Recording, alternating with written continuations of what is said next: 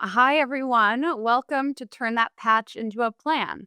I am Zoe Evans. I'm a master naturalist, a rewilding coach, and a vice president at Wildr, which is the company that created the Wildr Score and the Less Lawn, More Life Challenge. Wild Ones is a very close partners of ours, and we love their team and love working with them. So it's just a pleasure to be here with them tonight.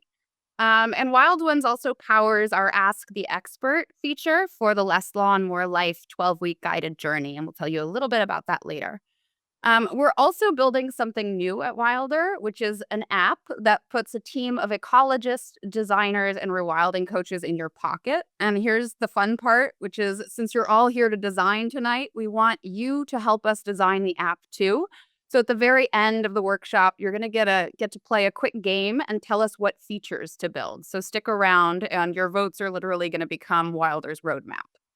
So I'm co-teaching tonight with my mom, Heather Evans from Design Your Wild.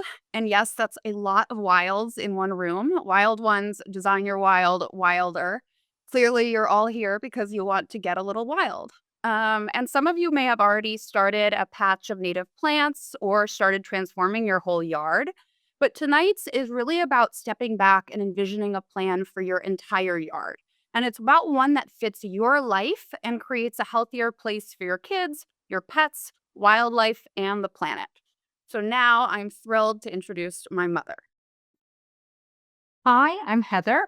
I write Design Your Wild, which is a free newsletter about designing with North American native plants. We've got about 25,000 subscribers now. And if you're not on our list yet, I'd love to have you join us. Tonight is all about layout. It's where things go, how you move through your space, and what makes it feel inviting. We won't be covering plant selection or planting plans, but we'll give you some resources for that at the end. Design is the missing ingredient in so much of the rewilding movement. People know why to plant natives, but they don't know how to make it all come together. So back to you, Zoe. Okay, so welcome everyone. We have folks from all over the country tonight. Thousands of you signed up for this workshop. So there's clearly a lot of demand. And we know that transforming your yard can feel overwhelming. There's a lot of budget, a lot of time, a lot of decisions to make. And that's why we start with layout. So once you have a plan, you can implement it over time at your own pace, one zone at a time. A couple things before we dive in. This is our housekeeping. Please grab your aerial photo or parcel map or sketch your property from memory. And this is like from above, what is your house, driveway, roughly kind of this. You want to focus on the third of an acre closest to your house if you have a larger lot. And then for tonight, as you're drawing, they're going to bring you through some exercises. Please use thick markers and not pencils. Neatness in this case really just slows you down. I have a degree in neuroscience, and we've built this workshop with a lot of learning hacks, including the exercises as well as a couple of prompts to reflect using the chat. Um, and we've packed a lot into 90 minutes. So we really hope you'll try everything, even if it feels a little awkward, because that's really where the learning happens. And we're only going to answer some of your questions live, but we'll review everything in the chat afterwards. And Heather's going to be answering many more questions in upcoming newsletters. So ask away. We really encourage you to use the chat. It's a great way to stay engaged and answer each other questions. And then keep an eye on your inbox if you choose to subscribe to the newsletter afterwards, and you can get answers to your questions. And don't worry if you miss anything we say. This is being recorded and it'll be sent in a follow-up, so you can get all the links and everything after that. Heather, please share a bit about our approach to yard transformation. So our approach is human-centered, and that's because we want you to restore yourselves and your loved ones, and not just support wildlife. So we know from research that even a short daily walk around your yard, just 2 to 5 minutes, can improve both physical and mental health. So I take one each morning after breakfast, and I highly recommend building that kind of habit. So our goal today is to help you sketch out a layout that'll draw you and your loved ones outside. So your yard becomes a place where you actually enjoy spending time. In addition, the more time you spend in your yard, the better your steward you're going to become of nature. So I'm going to be referring throughout to work of Doug Kent at the Lyle Center for Regenerative Studies. His research explores what makes outdoor spaces truly restorative, not just beautiful or functional, but places people are drawn to. So I think it's important to be research based in this, just as we are in our ecological principles. So Kent found that plants engaging your senses and water that's audible within reach matters. But even more powerful are structures that shape how we move and feel in the space. And that's what we're focusing on today. So you'll be doing live exercises where you're actually going to sketch the features that invite people to explore, pause, and stay. Your layout will still map where you want to walk, sit, eat, and play. And everywhere else, that's where you're going to plant native plants. Okay, so you're going to be kind of creating the thinking about the plants as the negative space. So now to help you start your imagining what's possible in your space, I'm going to hand this back to Zoe, who will do a quick visualization exercise. All right.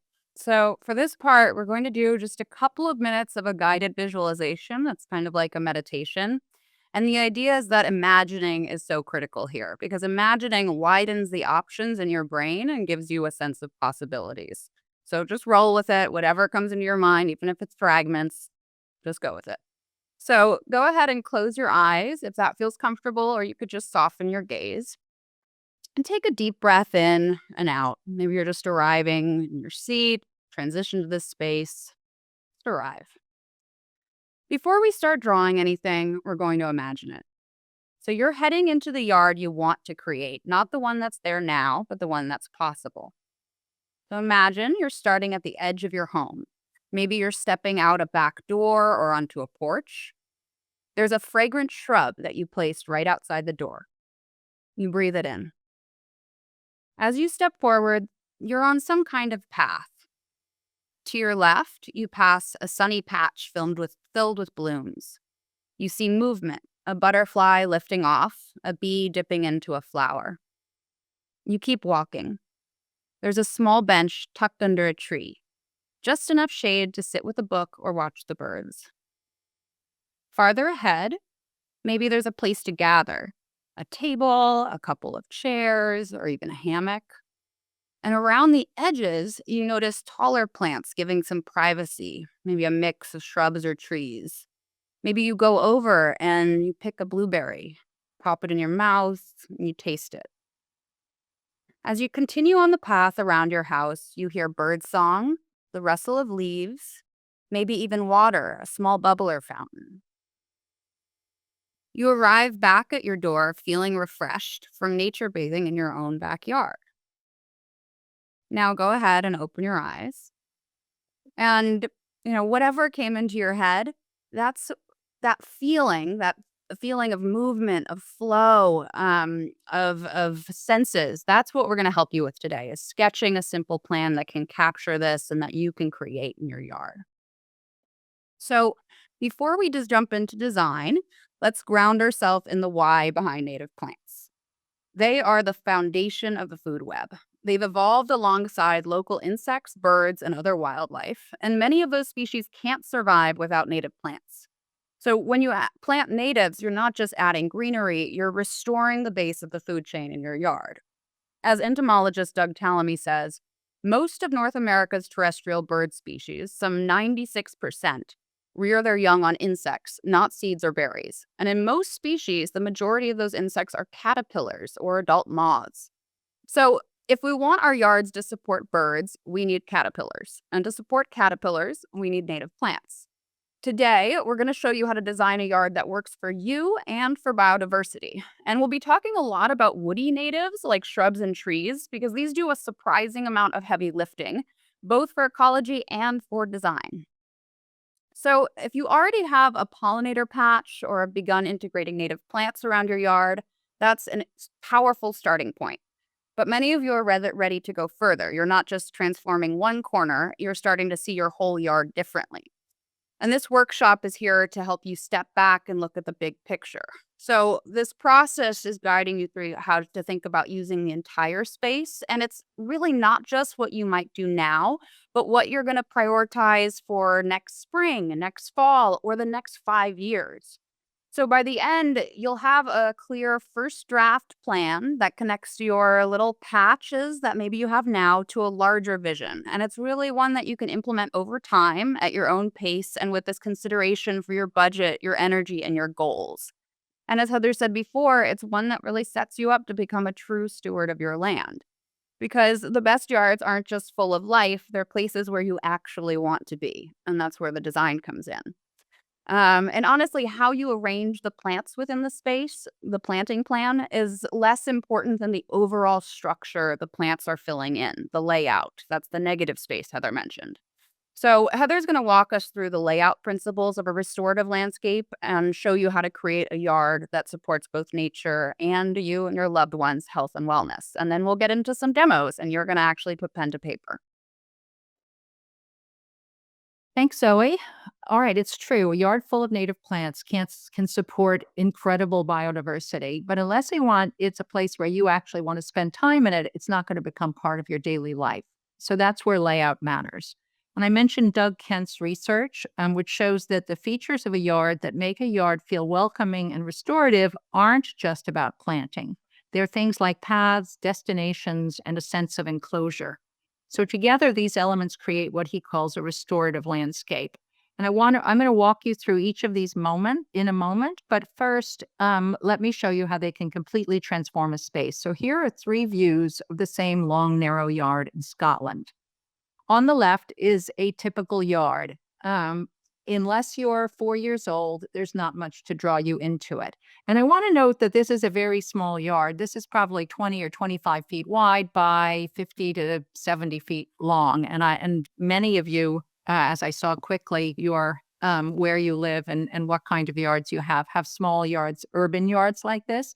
Some of you even have balconies. You can apply these in a balcony. You just have to think a little further about how you create this sense in a balcony. The typical American yard is about a third of an acre, and many of you have that. So we're going to be addressing various sizes today. But a typical yard is often just lots of lawn, like the one on the left. There's not much to draw you into it at all. In the middle is the first stage of transforming this yard, adding paths and destinations.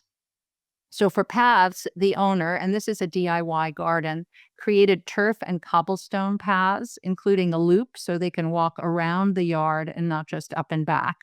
For destinations, she added a shed at the back right. You can just barely see it on the right-hand side. Several seating areas and a fountain. So even in this small yard, she has several seating areas, and you're going to see more examples of that. The right side shows the garden fully established. You can see what I mean about how the paths and destinations draw you into the yard in a way that turf did not. By the way, I want you to notice how the tall, dense plantings also make the yard feel bigger rather than smaller. So by using tall plants to hide the wall around the outside, the owner did what's calling blurring the boundaries, as landscape designers say. And in fact, it now looks as if the trees in the yard behind are part of this property. That's what's called borrowed landscape. I'm going to come back to the concepts of blurring boundaries and borrowed landscapes later when we talk about enclosure. So this garden illustrates how paths, destinations, and enclosure come together, even in a very small yard, to create a place you want to spend time. But let's take a look at each of these one at a time. All right, you'll make the best use of your lot if you can create reasons to visit all of it and paths to take you there, preferably creating a loop around your backyard, or or if possible, around your entire house. A lawn offers infinite choices for moving through it, as you saw in the prior example, but too much choice and open space is overwhelming. And instead of drawing people into it, open lawn is often viewed from the safety of a patio. In designing an ecological landscape filled with native plants, you're going to be intentional about creating ways to move through the space, often paths, as well as destinations that will draw you into it.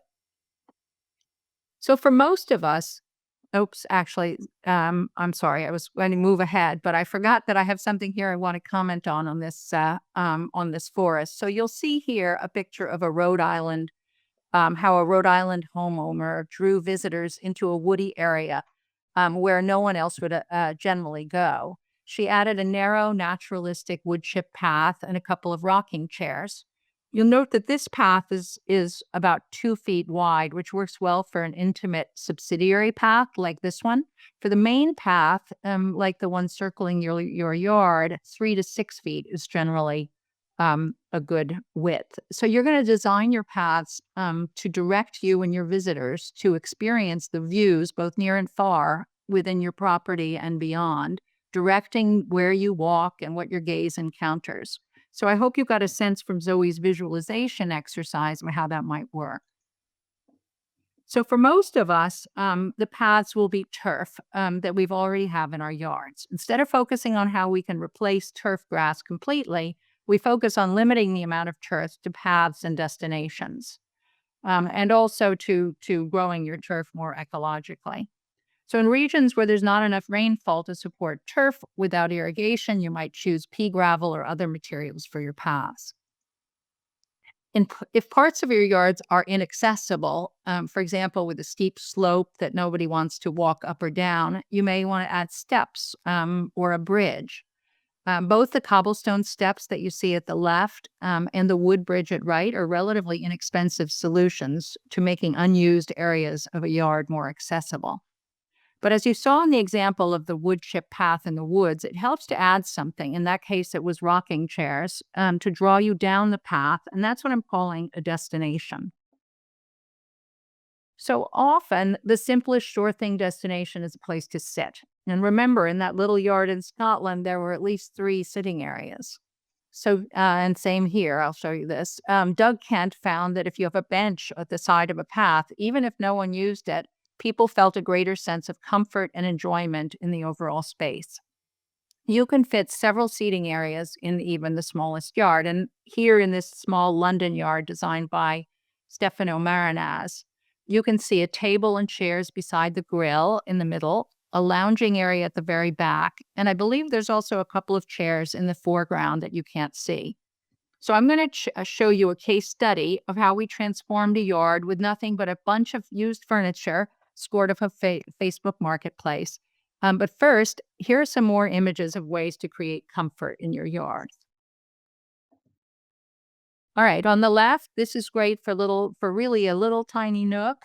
Cafe tables can fit almost anywhere. In the middle, you see benches. Benches, again, create a sense that there's an opportunity to relax, even if no one uses them. And I'm a huge fan of Adirondack chairs, particularly this idea with pops of color. Kent's research also found that thermal options, sun and shade, are top 10 attributes of a restorative landscape. So try to have seating in both sunny and shady areas. And Zoe, again, touched on that in the visualization. So I love sun lounges. They really telegraph that idea of comfort. But a fire pit like this circular one is another seating area that gives a thermal option. So now you've thought about seating, but let's think about other destinations. Let's dream bigger, beyond seating. What's going to draw you into your yard? Maybe a lovely pergola or summer house like the one you see here, a shed or an office or a gym or workshop. You don't have to build these now. The idea of designing is to plan for the future. So planning prevents you from planting a tree in the ideal place for the shed that you're going to eventually build. Other possible destinations include game areas. Think badminton, basketball, bocce, croquet, volleyball, putting, cornhole, or lawn bowling. Or areas where your kids or grandchildren can climb or swing or make a fort. Or a hot tub, a stock tank pool, a pond, a bubbler, a bird bath. In fact, water is necessary to a certified wildlife habitat, and water, audible and within reach, is independently another of Kent's top 10 attributes of a restorative landscape.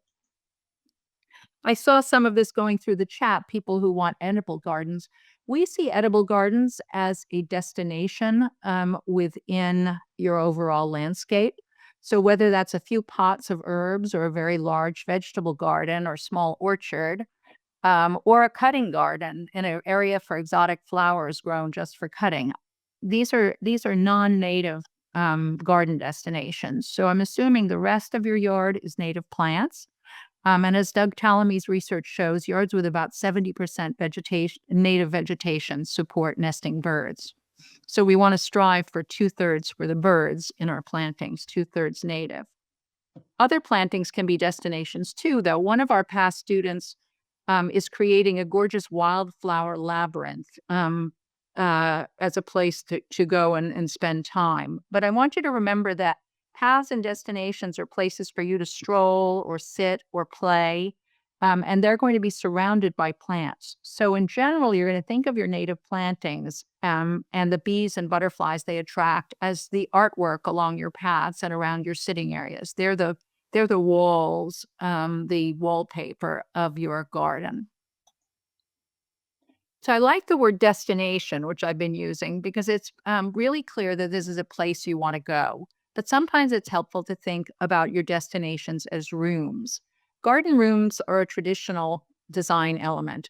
But what I want you to think about now is how they function, how rooms pull together elements into a sense of whole. The functional character of rooms also helps decide where features belong. So, for example, outdoor dining areas usually make the most sense outside the kitchen, the door closest to the kitchen.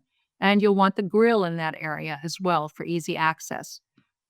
Rooms in simple, intentional shapes signal that you have arrived. And this is a really important distinction between and you'll see this in our demos, putting a pollinator patch here and there within a traditional lawn. Um, we're starting with these human spaces rather than with the flower beds. So when you start adding beds, you often end up with oddly shaped spaces between them that aren't as comfortable for human visitors.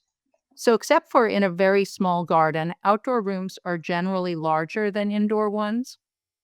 And for rectangles and ovals, we suggest you use the golden ratio to create especially comfortable spaces. That would be one side is about 1.6 or 1.5 times the other.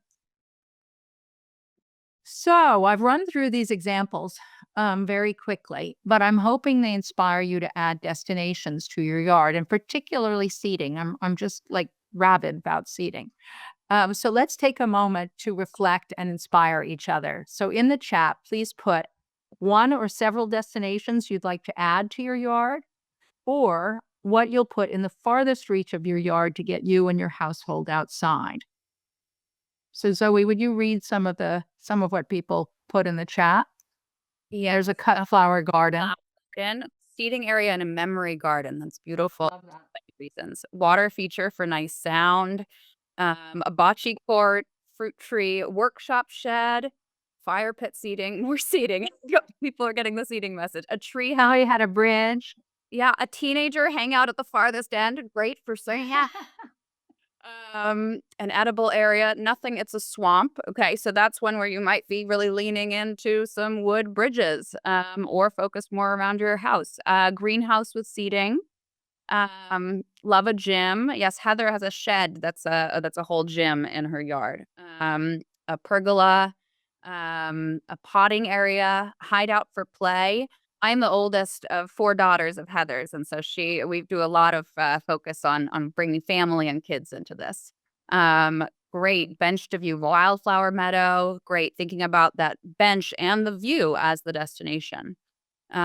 These are fantastic. Sensory garden, amazing. All right, keep those going because again, this is really a learning technique or hack, and so a lot of this is to help you figure out what are the things on your list. So keep them going in there as we continue. All right. So we're doing a live demo now, and I'm actually going to be sharing. So Heather, you can talk while I get set up. Okay. So remember how I mentioned earlier how we transformed a yard with nothing but a bunch of used furniture? Well, that isn't quite true because we also used flags and a lawnmower, but Zoe's going to actually sketch the design live. So we're going to give her a second to set up her iPad, and then we're going to show you how we transformed my daughter Lila's property, which we've shared about in the newsletter. So are you ready?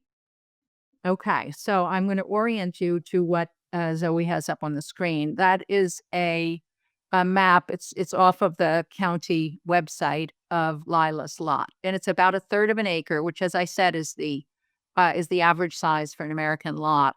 And the existing vegetation was mostly all grass and a few trees, which you see along the bottom, which was along the road on the right. Lila didn't want to spend a lot of money transforming her yard, so we decided to plan a couple of destinations focused on seeding and seed everything else to make it a native meadow. So now I'm going to walk Zoe through sketching the yard using the same steps we're going to have you do next. So, and I want to repeat that. So you're going to be doing exactly this. So pay attention to what Zoe's doing. All right, this is a topographic map that we also downloaded. And you can see that the dashed lines show slopes. There's a relatively large, it's a relatively large yard, but there's quite a few slopes, which we need to consider when we site destinations. And Lila's not going to invest in leveling any of these areas. So the rooms need to be placed on the flat areas of the yard. So Zoe, first, let's draw any hardscape areas like driveway and existing features. If you had a shed or something, you put that, but Lila doesn't. And why don't you use black for this?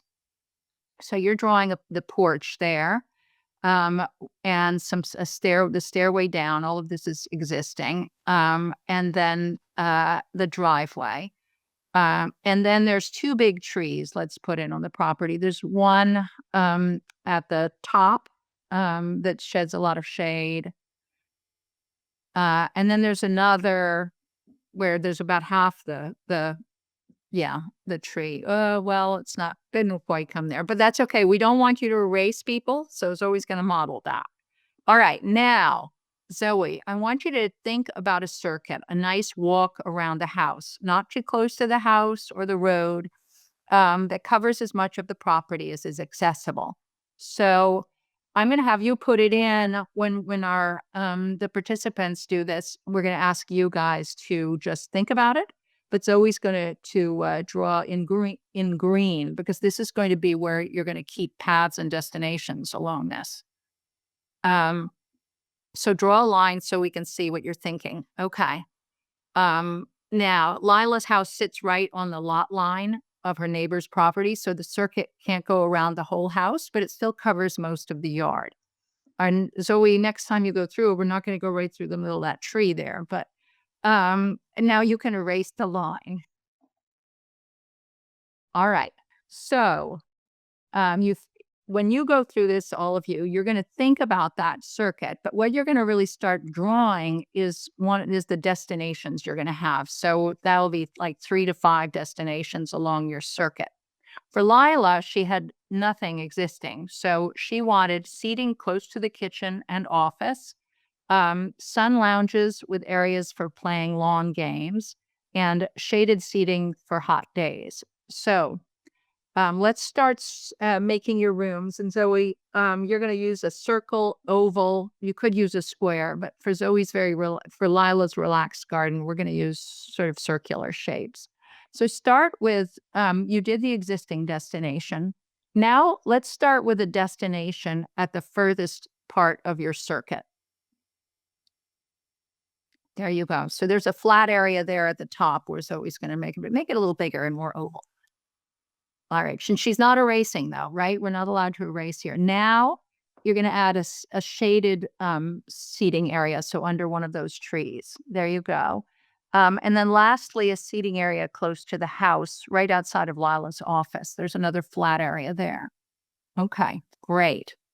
All right. The next step is to connect your rooms with paths to create your circuit. All right. And in most cases, the path should enter or exit from a room. Sometimes it'll need to run alongside it. Let's say it's a shed or a cutting garden.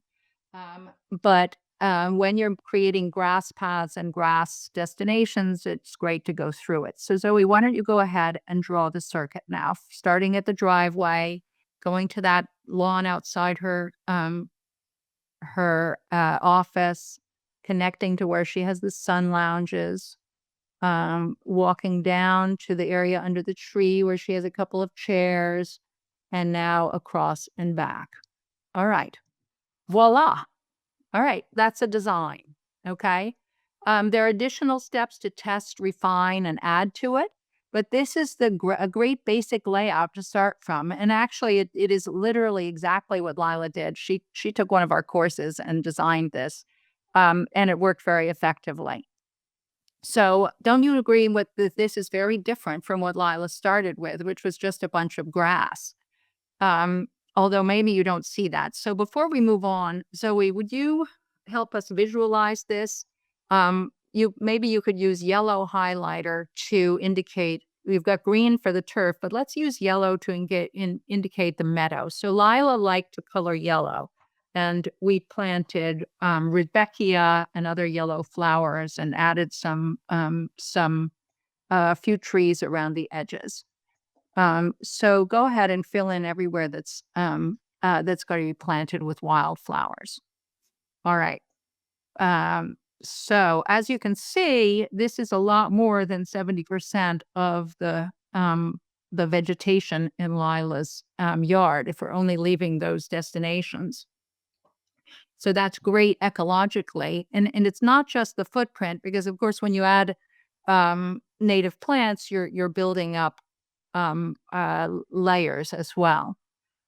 So the process of starting with placing rooms is very different, as I said, from creating beds or pollinator patches. When you install patches of vegetation, the leftover turf ends up being in odd shapes, so you don't really create the feeling of a room. So in this human-centered approach, we're creating human-centered spaces within this wild yard. And these geometric spaces and clearly defined rooms communicate a sense of you have arrived, which is important to the sense of restorativeness that we've designed into the yards. So now let's stop sharing. And Zoe, why don't you tell people a little bit more about how they're going to do this? Great. And I want to answer a couple quick questions that I see in the in the chat. So first, septic. We're going to talk about that in our next case study.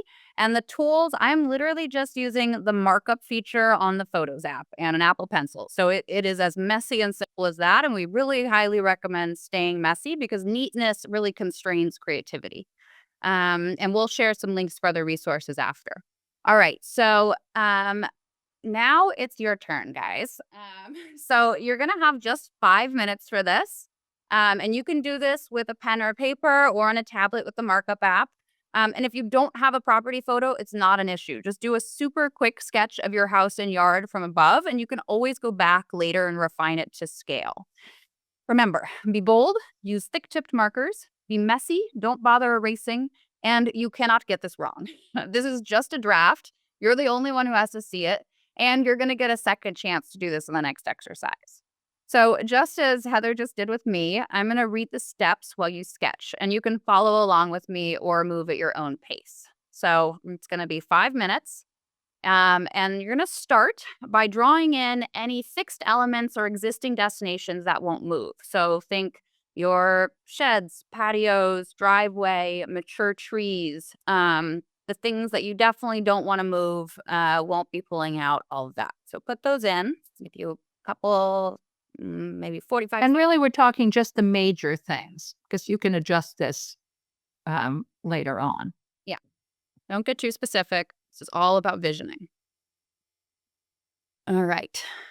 So again, you can do this at your own pace or follow along with me. For those who are with me, think about your circuit. So remember, this is a nice walk around your house or yard, not too close to the house or road. People tend to love to shove things up against each other. Try to give it a little space around it. And you can either lightly trace it in or just imagine it for now. If you're stuck, just pick a loop or a winding route that hits most of your usable space. You can even run through a tree like I did for now. This is a draft that you can always sketch new circuits later. All right, so next you're going to come up with 3 to 5 new destinations that would actually get you or your people outside more. And this is why we did that whole brainstorm exercise. So if you don't have any seating yet, start there. You want a sunny spot, a shady spot, and a spot to eat. And if you already have those, think bigger. So maybe you want that fire pit, a veggie garden, a gym zone, an art shed. the bench in a memory garden. Really think play, rest, gathering, work, and wonder. All right, so now you're going to put pen to paper. You're going to use rough shapes to sketch your rooms. Circles, ovals, rectangles, don't be precise. And remember, be a little bit bigger than you think. As Heather told me, make mine bigger. So start with the destination at the farthest edge of your circuit. So even in a small yard, a bench or a tiny table can work. So put something, this is the thing that's going to get you to the farthest area of your yard. And You want to comment, Zoe? I saw some people had big lots like yours. We're going to do a big lot later. But if you have like an acre and a half, you have an acre and a half or even 10 acres, focus on that third of an area, a third of an acre around your house. That's really this immediate area that you're designing. Unless you've already designed that, you'll see in mine, like you'll add subsidiary paths that bring you into the rest of it, but we're really focused on that third of the acre. So all right, so you have the farthest edge. Now you're going to add your other destinations. So try to create at least one in the sun and one in the shade. And remember, if you're adding seating for the first time, there's some things like if it's a dining area, you want it to be kind of near the kitchen. Um, and maybe play is drawing you a little further out. So make sure you have at least 3 new destinations, maybe up to 5. All right.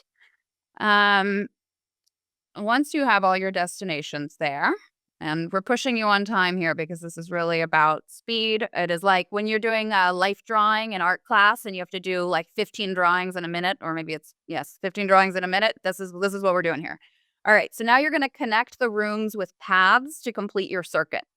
So you kind of imagined this earlier. The path, and as Heather said, the path should generally enter and exit each room, or if it's a structure, it runs alongside. But this is this idea that the path is bringing you into the center of a room. And you've got 1 more minute to complete this exercise. And remember, this is all iterative. It's all about just doing this rapidly and over again. All right. Time is rough. 15 more seconds.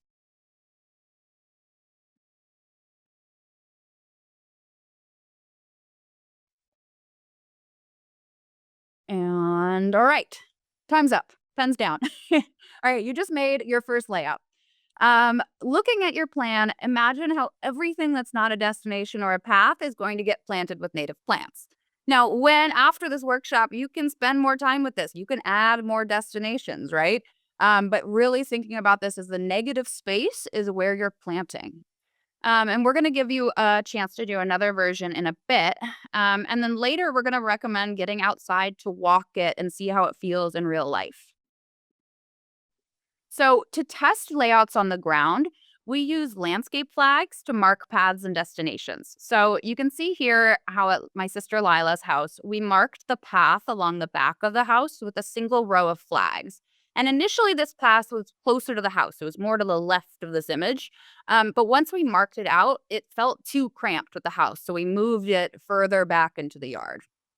Once we were happy with the location of the flags, we mowed a path about 2 lawnmowers wide. As Heather mentioned earlier, you typically want your primary paths to be about, 3 to 6 feet wide. And your subsidiary paths, the smaller ones that go off of it, will be about 2 feet. And this is because you really want people to know where they should go. Again, a lawn is infinite choices. You have no idea where to go. I never walk off my porch into a lawn if I don't know why I'm going there. So this is a psychological indication of where you're leading people. So with Lila's yard in just 1 weekend, we laid out and mowed all the paths and destinations that you saw in my sketch. And then the following weekend, we planted a flat of black-eyed Susan plugs into the meadow areas. And then that fall, we seeded a native meadow mix. We subsequently replaced the chain link fence that you see in the very back behind that maple with a row of wax myrtles, and we added several more shrubs and trees to create a greater sense of enclosure, which we're going to talk about later. And then we added furniture. And we scored this for cheap on Facebook Marketplace, including some chairs under this tree facing the path. And the result was this delightful place where Lila spends time working, sunning, and hanging out with friends. And you're going to notice that in this slide says in your yard. There are going to be a couple more of these throughout the workshop. So pay special attention to these slides because these are the steps that you'll do on your own time to test and refine your designs. So remember, make these steps, make a note, or just watch the recording again after. So I'm now going to present another case study to introduce some design concepts for you to apply in your next sketch. And those are views, scales, and regulating lines. So Americans spend only 8% of our time outside on average, and much of that time is spent walking between a car and a building. Views of our gardens make our time inside the house more enjoyable, but they also serve to draw us outside into the garden. So design, as hopefully you've realized, is all about intentionality. And what we want you to take away from this discussion of views and focal points is that objects and key plants in your landscape are most effective when you place them somewhere for a purpose. We don't just put ornaments anywhere willy nilly. So, one way of designing views into our landscapes is by centering a path, tree, or seating on a window. Like you can see in this image, that path centered on the window actually psychologically draws you outside. You don't want to hang out inside the house anymore. So, as we go into the next case study and sketch exercise, consider what the inside outside integrated experience that you're creating is. All right, in addition to views, scale is critical to good design, and that's making sure that spaces feel right. It's not an open expanse of lawn that feels unenclosed or a tiny area where you can't actually access the seating or do the intended activities. A lot of scale is figured out on the ground with flags and furniture testing. We talked about the flags and we'll talk about furniture testing. And the last piece here, the last kind of technique is regulating lines. So, regulating lines are a tool that we use to figure out where to place our destinations. And in this next demo, you'll see how I used both views and regulating lines in siting or locating the paths and destinations in my own yard. We'll explain what regulating lines are as we do them because they don't necessarily make sense in a vacuum. So I'm going to pull up my iPad again as Heather tells you what we're going to do. All right, so we're going to do this another demo, and then we're going to give you another chance to do the basic layout. And for those of you, by the way, who didn't have a lot map, you can just sketch that now so that you're ready to do the second the second exercise, which is really the same thing over again using these additional tools. All right, so Zoe's got her. This is her own lot. This was a drone photograph that she had taken. So I'm going to walk Zoe through the same steps that you're going to do in the next exercise. And it's similar to what we did in the demo of Lila's yard, but we're going to be using regulating lines and views. So step one, Zoe, would you please draw lines extending from each wall of your house and from each of your doors? And she's going to draw them as far as she can until she hits a hill or some feature or until she's off of her own property.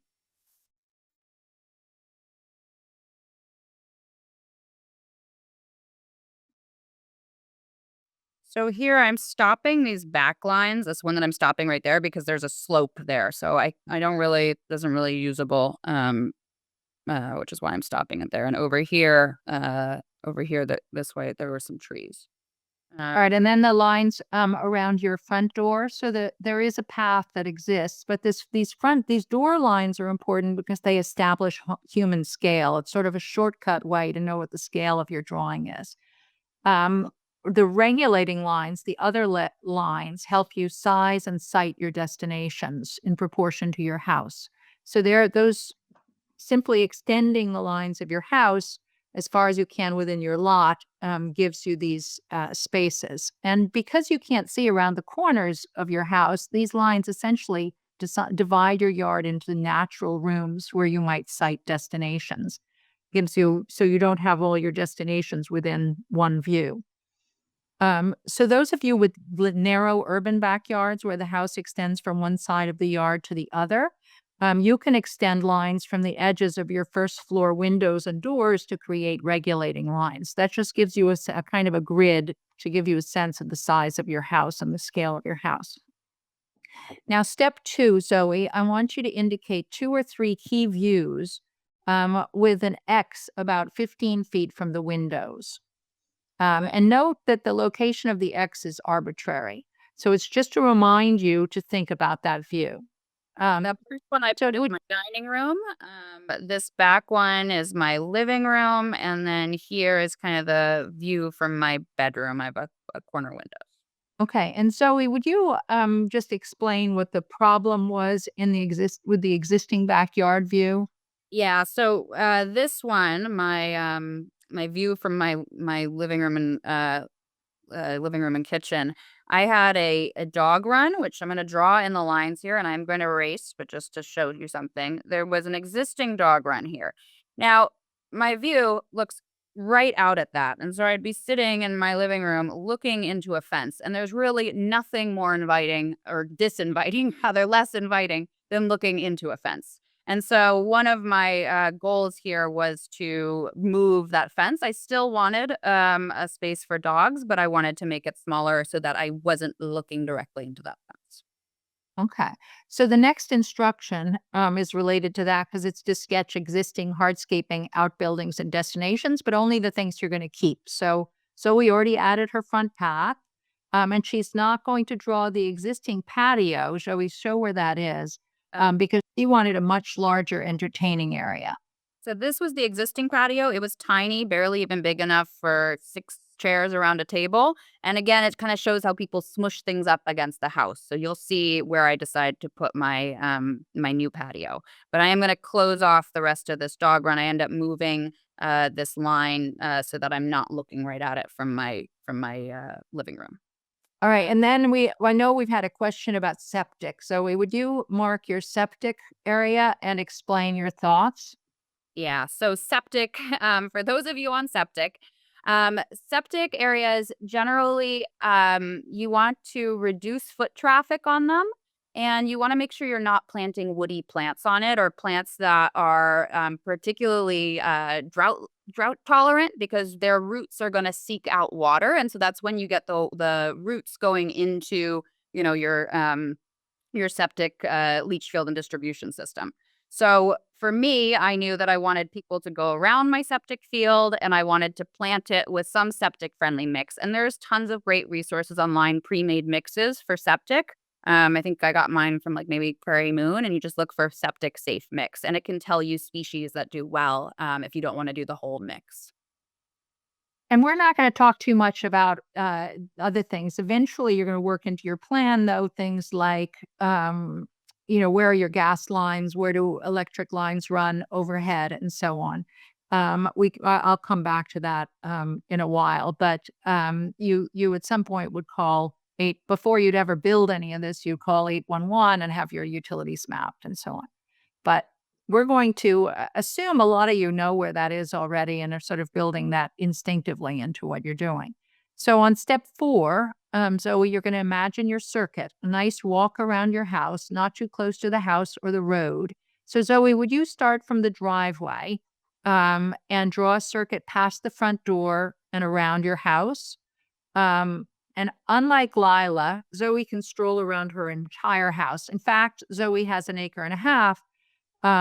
So she's going to draw her circuit around the current open area of the house, which is maybe a third of the acre. And then we'll talk later about how she created subsidiary paths to additional destinations. All right. Now I think you should, we're going to ask people to think about that path. So Zoe erased it because she's going to start by sketching your rooms, and usually a circle or a square or golden ratio oval or rectangle to start with. So Zoe, start by putting a destination in the farthest edge of your circuit.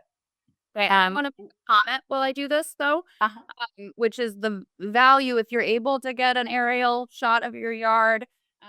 Sometimes it reveals things about the land already. So my farthest destination on my circuit, right? If I'm starting at my driveway, there is back here in the corner, and you can see maybe, oops, it's a little too big. That it's kind of curved already. And so I decided to do a circular destination, and I wanted to do a pretty big turf lawn. And this is because one of my many hobbies is archery. And so I wanted something, I decided 50 foot diameter circle so that I could practice archery. And so that became my first destination, and that's still pretty sizable. But you'll see by the end of this, everything around my house when I got it was lawn or invasives. You'll see how much that gets reduced at the end of this. All right. And as I mentioned, Zoe wanted a large entertaining area. So she wanted seating for at least 8 people around a fire pit, and the similarly number around the dining table. She wanted a grill and a hot tub, just a large entertaining room. So Zoe, tell us about how the patio relates to the regulating lines and the view. Well, first thing on regulating lines, you can see how I cited that big circular play area, which is going to be grass between those two lines. As Heather said, you can't really see around a corner. So it creates this sense of surprise, which we'll talk about later. For the patio itself, I knew I wanted it to be pretty big. And thinking about what and I also wanted it to reflect the style of my house, which is mid-century modern. So I decided to use a kidney shape that's got kind of an organic feel. And to figure out how big that should be, I used the golden ratio that Heather mentioned earlier.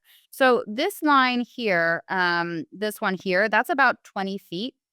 And 1.6 times 20 is roughly 30. It's like, 1.5 times 20.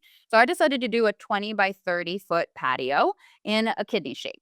And I ended up walking this many, many times with a can of spray paint to figure out and flags to figure out the exact shape. But this is kind of roughly where I ended up. I'm going to draw it in now in this yellow, which unfortunately is very light. Heather and I have some conversations about this color. So that, yeah, Zoe saw doing it in yellow because she decided to make her patio pea gravel, which is permeable, cost effective, fairly sustainable material. And that worked well for the patio. I'm using the erase because I don't know how to freehand draw a kidney shape. But anyways, guys. All right, we get the idea. Okay. So that's a patio. I mean, that's pea gravel. I also used pea gravel for wrong tool for the path to the back door, and also for this path that runs under the side of my house to connect the back door to the driveway. So Zoe, but we want to talk about the other destinations. So in the front yard, essentially the seating is your stoop, right in front of your door. Yep. And then you also put some destinations further afield from your planned circuit. But one of them is a yoga platform on the hillside. So you could do that in yellow, again, to show that it's hardscape. There's a future shed near the road. And then a secret fire pit up the hill. Okay. All right. Now, finally, Zoe, I want you to connect your rooms with paths to create your circuit. And start with the main circuit and then add the secondary paths. Okay, and I'm doing it in green because I decided to keep this as turf grass because turf is really nice to walk on, and when used sparingly and combined with native plants is totally fine. So it goes around there, connects to my patio, and it connects to that pea gravel path. And then I had some additional kind of subsidiary paths. One here running up the side of the dog run to my little secret fire pit area up here on this hill. I have another path that kind of winds up that's much too big, sorry. That kind of winds up this hill. I told you that was quite sloped up to the yoga platform. And then over here, this branches off and leads me to whatever the structure is that I'm going to make eventually. And then, I mentioned that my property is 1.5 acres. And so I have a whole bunch of woods and I've created a trail system through it. So I took this path and split it off, and that goes into a subsidiary path up into the woods that goes to my trail system. So, Zoe, I think we're running behind. So, I'm not going to have you color in all the rest of your lot. The back part of Zoe's lot that you see here and further back was already wooded, although there's a lot of invasives in there that she's taking out. But everywhere that's not green or this ochre color, she planted with native plants. A lot of them are purple, which is why she's using purple. She had kind of a purple and white color, dominant color pattern or scheme. But Zoe, I'm going to cut you off because we're going to move on because it's now everyone else's turn. Right. All right. So All right. Be ready. Get your pens or your iPads, and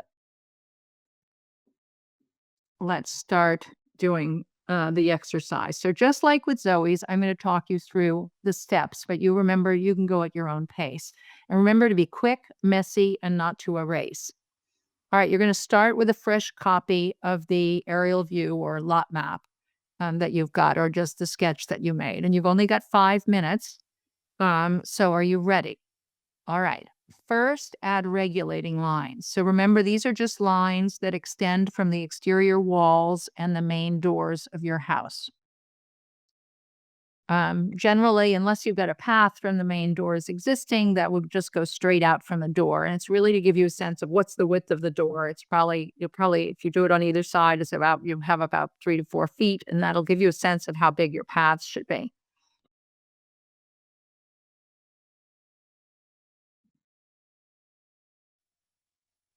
All right. Now indicate the key views, and you may have, in the end, you might want to do a lot of views and make sure that that all your views really make you love the way you look at your yard and draw you out. But right now, I just want you to do 2 or 3 and mark an X about 15 feet from the windows, and you'll see in the next exercise we're going to really work with those views. Um, Third, roughly sketch existing hardscaping. So we're talking about outbuildings, your driveway, and other major destinations that you plan to keep.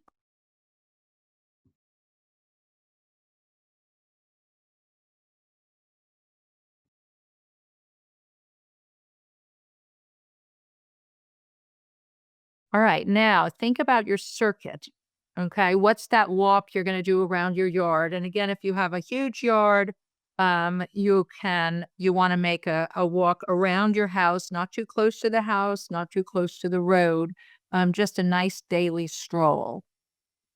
And think you did this before, so do the regulating lines or the views suggest any changes to where you put your paths and your circuit? All right, so you imagined that. So now I want you to sketch your destinations. But this time you're going to move them or enlarge them based on the regulating lines and to maximize your views. So remember to include one at the far edge of your circuit and seating options in both sun and shade.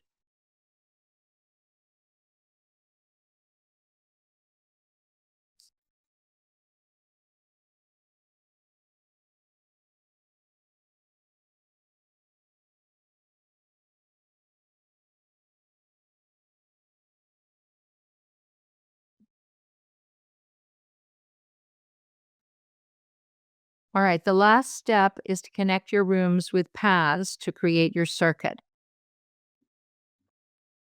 And what do we got? A minute or two more?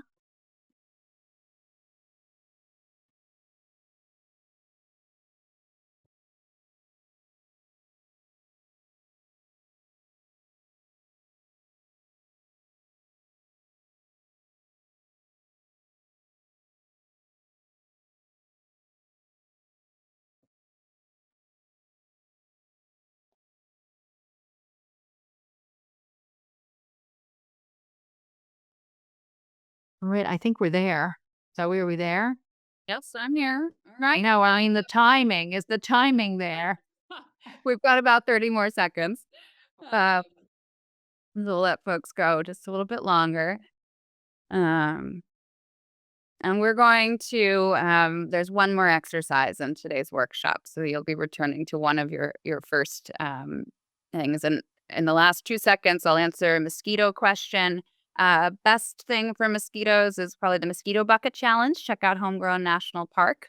And making sure any water you have or water features has some movement to it. Okay. We've got some resources on Design Your Wild about that too, if you just look at the archive and look at mosquito.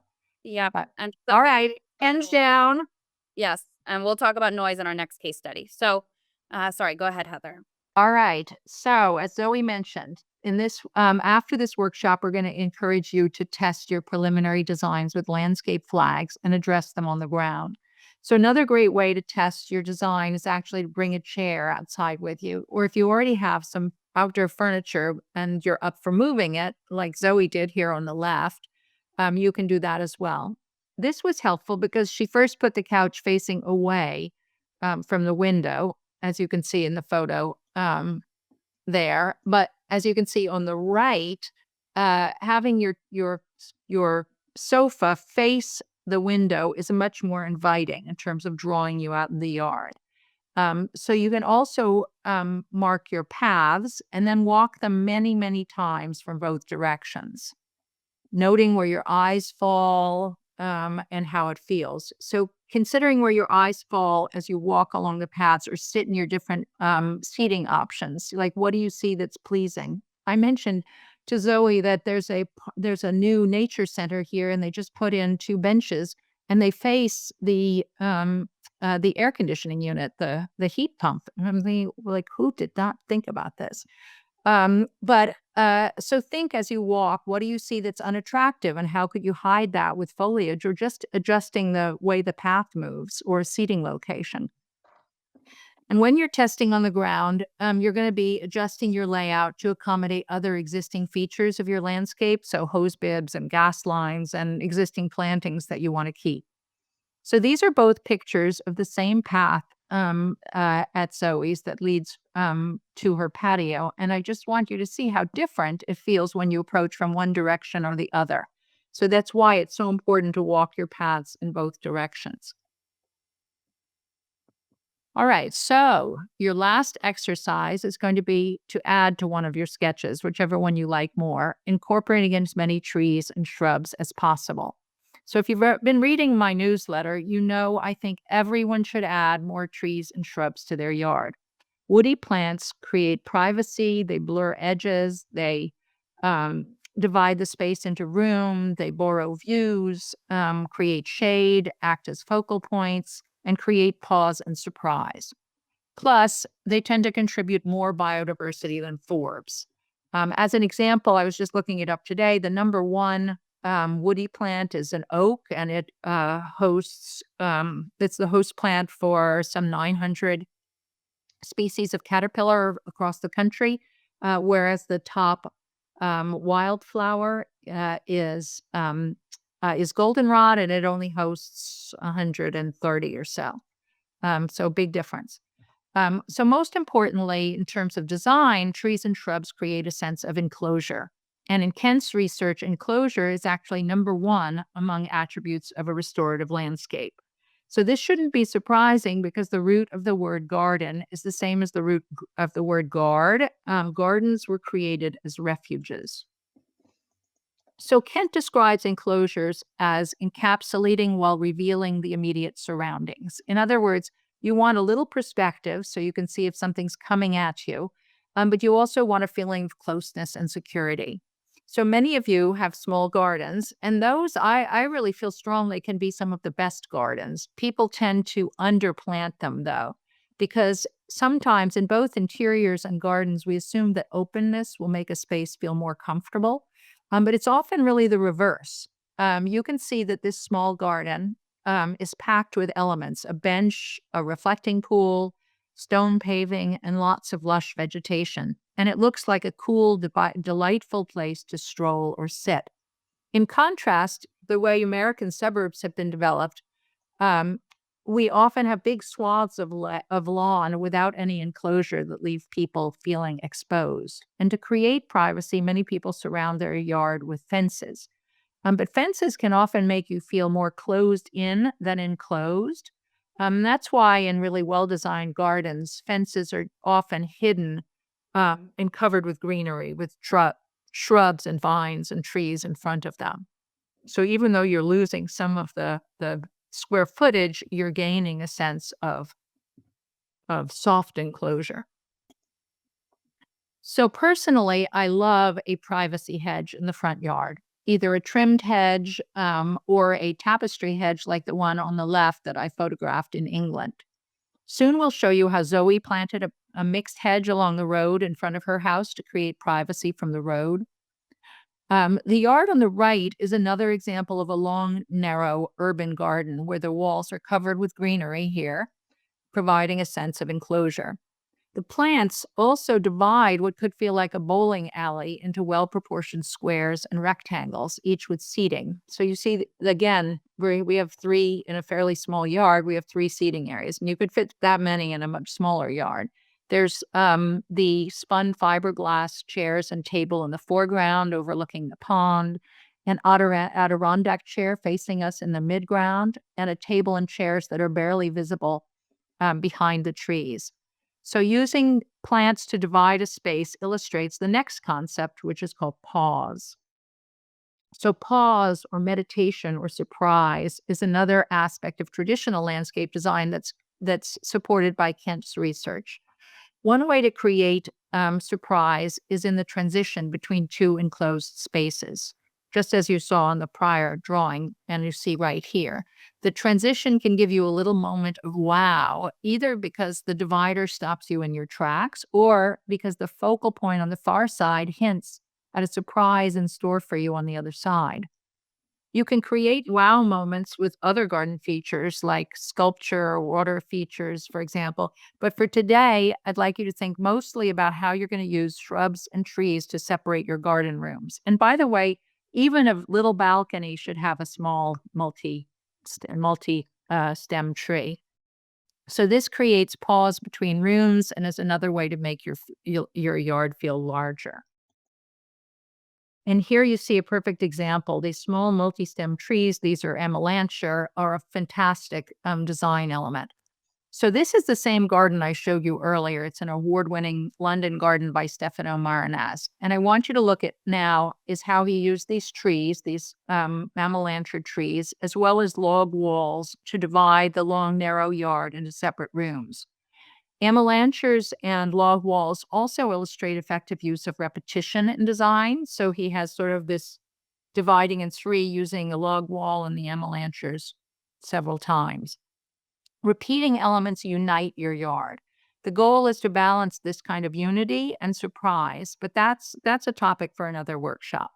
Note also, though, how Marinaz covered the side fence with vines and then also trees clipped so that they branch above the fence, a technique called pleaching, to add a sense of enclosure while blurring the boundaries.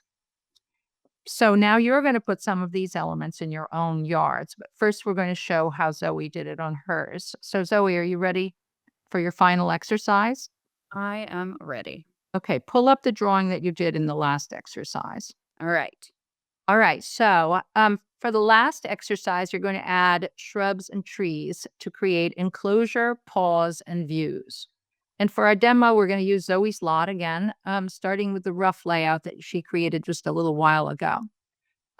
Let's mark these in white so that we can see what they look like against that dark background. So remember, everyone, the green is what's left of the turf. And the purple is planted with native plants, and the ochre is hardscaping. So, Zoe, I'd like you to start with areas that need privacy, a sense of enclosure. The big area was all along the front of Zoe's house, which is fairly close to the road. So, Zoe, would you use squiggles to indicate the tapestry hedge of shrubs that you planted? And tell us about some of what's in that hedge. Yep, tapestry means that it's a mix of things. So I did bayberry, gray dogwood, winterberry, and I continued that all the way here to the edge of the house. And then the septic area was going to be a wildflower meadow, which is quite wild. So I decided at this point to swap to a formal row of the smooth hydrangea, which is a native hydrangea. And somebody asked about noise. Planting shrubs between me and the road has really helped reduce noise. And Heather has an article on the decibel reduction, actually research-based decibel reduction of using vegetation to reduce noise.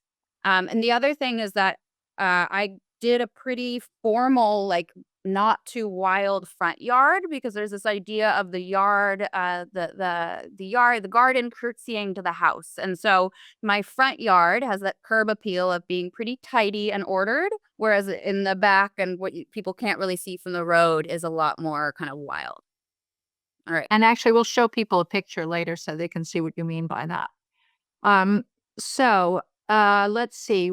Another thing, Zoe, you wanted where you wanted privacy was in the patio in the back. To make it really private, you wanted to block the view from the driveway so that people couldn't see people in the hot tub and so on. So it's kind of small here, but why don't you draw those shrubs in? Yes. So, right here, oops, sorry. I did a bunch of 3 gray dogwoods. So that was some repetition of what's in the front in the back. Yeah, we love repeating things. So you're unifying your yard by repeating these plants. Now let's see some shrubs for screening. So screening the view within the yard. So between the back of the house and the patio, why don't you add some shrubs to hide your AC unit, your hose bib, and so on from the patio? So here I put elderberry, blueberry, which were some edibles that I wanted, and I also did some viburnums and oak leaf hydrangea. Uh, All right, now, that area. okay. And add some shrubs and vines, or what did you do to hide the dog run from the patio? I used Native American wisteria and grew that up along the fence here. Okay. And let's have some pause now. So to further define your room. So your patio and your games lawn actually abut each other along that regulating line. Can you make them more separate so there's a sense of pause moving between them? Why don't you add I shrubs on either side? I used oak leaf hydrangea and nine bark there, and then repeated nine bark and some elderberry over here. And I have more shrubs than this, but it really separates those spaces. All right. And that created like a doorway between the patio and the play lawn. All right. So another aspect of pause was defining the entry to your property by putting dogwoods on either side of your driveway. Would you put a circle with a plus sign in the middle to indicate where you put the dogwoods? Okay. All right, now lastly, let's add some shrubs to improve the view. You already significantly improved the view from the front windows when you added the tapestry hedge along the road, and you improved the back view by moving the dog run fence and centering your seating on it. How else did you use shrubs and trees to improve the views? Let's focus first on the view from your kitchen and living room. So I wanted some winter interest. So I put a row of red osier dogwood here, which has fantastic red bark in spring and it grows pretty fast. Somebody asked about fast growing shrubs. And I also did 2 eastern redbud trees here so that I could have some spring interest. And that actually the red buds give that sense of pause also and as you walking up that path to what will be the yoga platform. And then I put a witch hazel shrub over here, which is a view from my office where I am in now, and it has fantastic fall colors as well. And then I have not drawn all of my shrubs and trees on here, guys, because it has become my like favorite shrubs in particular are absolutely my obsession and they're going everywhere and I keep coming up with more places I want them. And so you're not seeing everything on here, but these were really the key architectural and structural pieces that we put in place very early on. And now I'm just kind of adding to it. But you can see how having the structure gives me a really good sense of like where I might put new things and how I can create more surprise. All right. So now everyone, you're going to do what Zoe just did. All right, and you're going to have just 5 minutes. And just as I did with Zoe, I'm going to read instructions while you sketch. And so you can go at your own pace or my pace. The instructions are up here on the slide. But first, pick your favorite of your 2 earlier sketches. Now you're going to add shrubs, which will be squiggles, and trees, which will be a circle with a plus sign, to add first enclosure or privacy. So you saw how Zoe just squiggled like this to show her hedge.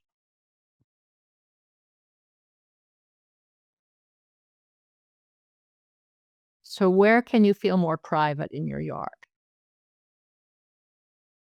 And next, let's add shrubs or trees to create screening. So, for example, to hide unattractive views. And I would put along your fence. I mean, I'm doing this right now in a new property where I have never had a fenced backyard before, but it is hard to think that I'm going to put all these shrubs and I'm going to lose, 5 or 6 feet of square footage, but I'm going to cover everything so you don't see any fence at all from the inside.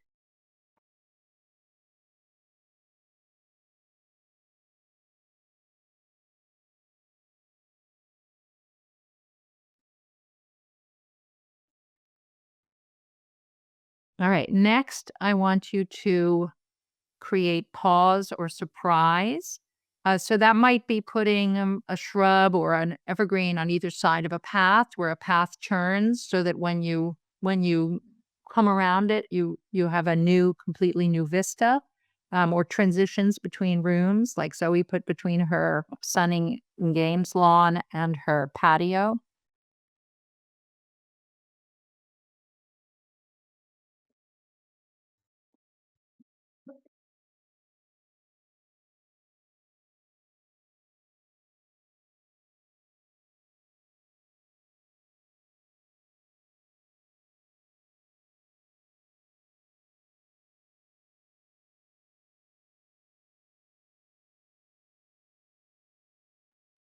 All right. And then I want you to think about the views from inside that could use a green focal point, like the uh, Corniceracea, the red twig dogwoods that Zoe put up along the hill, and um, the eastern redbuds. Um,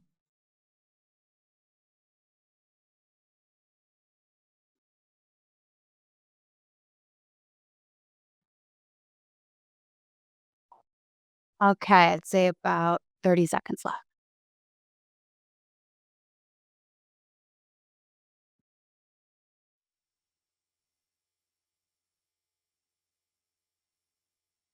All right. all right, time's up, pens down. Woohoo! You did it. All right, great job, guys. And we also got fantastic questions in the chat. We'll answer them in an upcoming newsletter, but also take a moment to search Design Your Wild's archive because a lot of these topics we've already hit on. And you can submit new questions in the comments too. So if you did the exercises, you've now got a preliminary layout. So congratulations. And really important, remember that you cannot mess this up. This is a draft and it's only you that needs to understand it right now, or maybe ever if you're not handing this off to a landscape designer. And we moved very quickly and you took in a lot. So I'm going to give you a quick recap of the key ideas that you experimented with today. So you worked with 7 out of the 10 restorative landscape attributes. Remember, these aren't guaranteed just by planting natives. They make your yard feel good to be in. And if you're wondering about the other 3 restorative attributes, those are about senses, sound, and water, and they really show up when you plant more natives and add water features. You also used 7 traditional design principles. So, blurring boundaries, borrowed views, the golden ratio. Remember, that's multiplying by just 1.5 to figure out a rectangle or oval. Screening, regulating lines, symmetry, and then repetition and unity. And you'll work with those again as you revise your plan. So we're going to encourage all of you to play with this, do that kind of rapid fire, continue drawing, continue iterating, because this is something you get to bring with you for life. You get to keep working on this. So, how does all this come together and actually help you transform your yard? So, think back to the sketch you just made. You picked destinations, you drew paths, you started to see your yard as a whole instead of a collection of patches. And that's huge. That's a mindset shift. So, after today, you've got the tools to turn that sketch into a real plan. And more importantly, you know how to keep going without getting overwhelmed. So, most people start with perennials, and that's So I'm going to interrupt for 1 second just on that. When you say real plan, your plans don't ever have to look very fancy because some people ask us, what programs do you recommend? And I feel that these programs can often make it, the existing ones can often make it clunky. So you can really have a very rough sketch, but we hope you'll just keep iterating as you practice on the ground and as you rethink and you notice things and you get your 811 call finished and so on. So sorry, Zoe, continue. Okay. So, yeah, so this rewilding of your whole yard is a plan that shows where everything fits in. It's people, plants, and all. And it doesn't need to look formal like these beautiful ones. So, these images are actually from Wild Ones' native garden design for Dallas Fort Worth, and they show the steps for creating a full yard plan. I'll mention the garden design tool in a second, but it's a great resource for plant lists. But so this is how a plan breaks down. So you start with your overall layout where you'll walk, sit, eat, rest, and how you'll shape your movement, the circuit, the paths. Then you define your planting zones. So a zone might be defined by function, like my privacy hedge or views, or it could be defined by condition. So where is it sunny, shady, or moist, like my sunny wildflower meadow over my septic. And that'll help you decide what types of native plants fit best in each area. Then, three, for each zone, you'll choose your woody plants. So, these are your trees and shrubs, and they create structure, screening, and focal points. And then lastly, you choose your perennials and grasses, and these fill in each zone. They bring the seasonal color, the texture, the habitat. They provide that nectar, the food. The trees and shrubs are providing that host plant. They support the full life cycle of insects. So this step-by-step structure is what makes it possible to move forward. So even if you're just doing one zone or one planting bed or 5 plants at a time, you start here. And the best part is that you're allowed to change your mind. You can move plants. You'll revise your layout. And that's not failure, that's part of the design process. And the more you work with and adapt your plan, the more you'll feel comfortable making changes, knowing that you're taking into account all of these important pieces because you've already thought about them. So, this framework lets you make intentional decisions and even break the rules when it serves your vision because you understand how the pieces work together. Which brings me to something one of our favorite troublemakers once said, which is know the rules well so you can break them effectively, the Dalai Lama the 14th. So, by now, you've got a handle on the core pieces of a great layout, what makes a space feel inviting, what gives it structure, and how to connect it all. And that means that you can start experimenting with confidence, knowing what will support people, wildlife, and your long term vision. And if you're feeling excited, but also a little overwhelmed, like, okay, but how do I actually start? Once you've got a solid sense of your overall layout and you feel good about one section, it's time to start planting. Let's just get some plants in the ground. So remember, everything that's not a path or destination in your layout will eventually be planted. So for today, you might still focus on just one patch, but now you've got a bigger plan, so you'll know what to tackle this spring and next year or even later. So this is what it looked like when I started one zone at a time. On the left is my woodland garden in spring. That's that kind of more formal, less wild in the front of my yard, kind of curb appeal. And then on the right is the view from my bedroom. So there's a native mint border surrounding my lawn. And of those of you in tick areas, search our archive because we have this tick border, this anti-tick border is made out of native mints, and we have a whole article about that. And then you can see a little bit of the meadow over the septic area on the right there. But this didn't happen all at once, and that's the point. You start with one zone and then you build as you go. And the process can be fun, it's beautiful, and it's totally doable, especially with the right kind of support. So I'll talk about a few more resources in a moment, but before we do, this is a reinforcing your learning moment. We'd like you to reflect on today's workshop in the chat. So would you please write one thing you learned in this workshop? Or more than one. And remember, these don't have to be full sentences. This is just helping you remember. The idea of planning the views from the windows. Yes, destinations and rooms. Fantastic. Overall plan for a whole space. Process is integral to good design and the importance of paths. Pause. I've been so Exploring boundaries. At this one, I've been so focused on nature that I forgot to consider how it works for me. Remember, you are a better steward if you are out there in your yard. Um, Great, fantastic work implementing over time. Yeah, we can't do this all at once, and nor should we. Like, let's take time. It's really fun, and this is like such a joy in my life. Not putting the plant choices first, revolutionary, totally. Um, 4 stages of creating the plan. These are all Unifying with repetition. great. All right, keep those going while we finish up.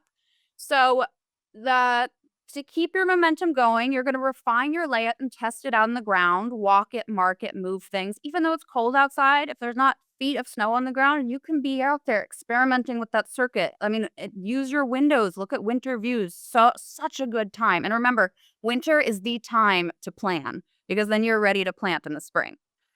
You can map your planting zones and decide which ones to prioritize. Maybe that's based on privacy or visual impact or solving functional challenges, like where to place a rain garden for that soggy spot.